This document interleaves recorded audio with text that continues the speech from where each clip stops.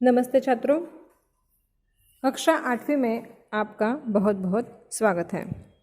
बच्चों, हम पाठ क्रमांक 7 मेरे रज़ा साहब यह पढ़ रहे थे। यह पाठ सुजाता बजाज ने लिखा हुआ है। यह रज़ा साहब इनके याद में, उनके स्मरण में यह संस्मरण लिखा हुआ है। ये पाठ हम आधा पढ़ चुके थे। अब जो हमारा शेष पाठ है वो अब हम पढ़ेंगे। ठीक है। तो ये जो रज़ा साहब है ये एक मशहूर चित्रकार है और जिनकी मुलाकात सुजाता बजाज जी से होती है और वह सुजाता जी के चित्र देखने के लिए वह पुणे आते हैं और उनके जो चित्र हैं, उनकी जो पेंटिंग है, उनका जो काम है वो देखने के बाद उन्हें पेरिस आने का न्योता देते हैं और वो कहते हैं कि आपका भविष्य बहुत ही उज्जवल है। आगे पाठ पढ़ते हुए हम देखेंगे बच्चों, तो छोटी से छोटी बात भी उनके लिए महत्वपूर्ण हुआ करती थी। जो रज़ा साहब है उनके लिए बड़ी तन्मयता और लगन के साथ करते थे सब कुछ। पेंटिंग बिकने के बाद पेंटिंग में भी उनकी रुचि हुआ करती थी। कोई इस काम में मदद करना चाहे तो मना कर देते थे, किसी को हाथ नहीं लगाने देते थे। बड़े करीने से धैर्य के साथ वे पैकिंग करते। ये जो रज़ा साहब है इनकी पेंटिंग की बहुत बड़ी प्रदर्शनियाँ लगती थी और इस प्रदर्शनियाँ में जब एक कोई पेंटिंग उनकी बिक जाती थी तो वह पेंटिंग वो खुद ही पैकिंग करते थे बड़े करीने से। करीने का अर्थ होता है लगन।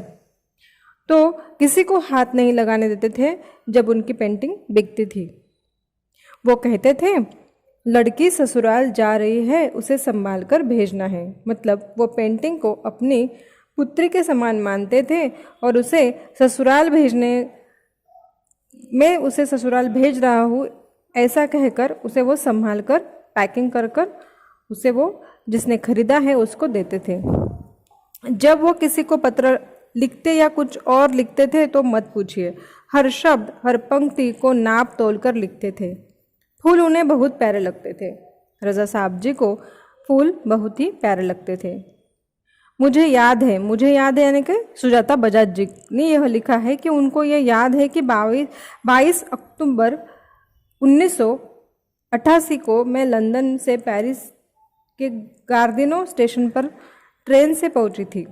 रज़ा साहब स्टेशन पर मेरा इंतज़ार कर रहे थे।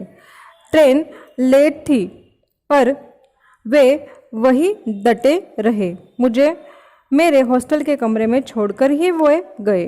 देखो रज़ा साहब कितने अच्छे स्वभाव के थे, क्योंकि सुजाता जी अकेली आ रही थी लंदन से पेरिस, तो उनको वो वहाँ पर लेने गए। जब तक वो नहीं आई सुजाता बजाज जी तब तक वो वहीं रुके रहे और पूरे उन्हें हॉस्टल के कमरे तक छोड़कर ही वो गए। एक दिन मैं बीमार होकर अपने कमरे में पड़ी थी। रात 11 बजे रज़ा साहब मेरे लिए दवा भारतीय रेस्टोरेंट से खाना पैक करवा कर पहुँच गए। मेरे घर वालों को फ़ोन करके कहा, आप लोग चिंता न करें, मैं हूँ पेरिस में सुजाता की चिंता करने के लिए। देखो ऐसे ये रज़ा साहब थे जो सुजाता जी की बहुत ही चिंता किया करते थे। हर बार जब मैं या रज़ा साहब पेंटिंग पूरी करते तो सबसे पहले एक दूसरे को दिखाते थे। दोनों एक दूसरे के ईमानदार समालोचक थे। हमने मुंबई, लंदन, पेरिस और न्यूयॉर्क में साथ साथ प्रदर्शनियाँ की, पर कभी कोई विवाद नहीं हुआ। यह उनके स्नेह व अपनेपन के कारण ही था। हिंदी, उर्दू तो हमेशा से ही बहुत अच्छी रही है उनकी। अंग्रेजी, फ्रेंच भी वे बहुत अच्छे लिखते थे। कविताओं से बहुत प्यार था उन्हें। शेर, गज़ल या पुराने हिंदी गाने बड़े प्यार से सुनते थे। एक डायरी रखते थे अपने पास, हर सुंदर चीज़ को लिख लिया करते थे उसमें।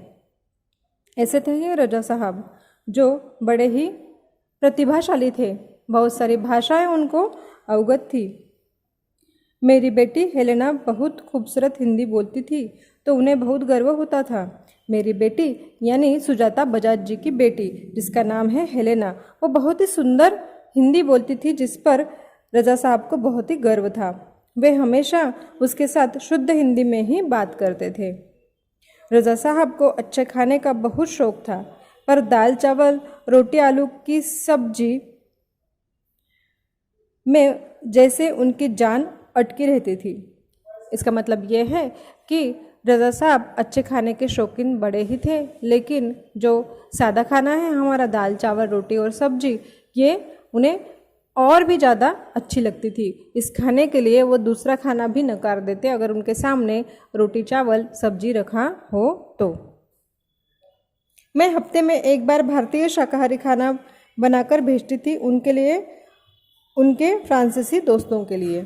मैं यानी सुजाता बजाज जी, जो कि रजा साहब के लिए हर हफ्ते में एक बार भारतीय शाकाहारी खाना बनाकर भेजती थी। रजा साहब के कुछ पुराने फ्रांसीसी दोस्तों को उनके जाने की खबर देने गई तो फिर से एक बार उनकी दीवारों पर रजा साहब की काफ़ी सारी कृतियाँ देखने का मौका मिल गया।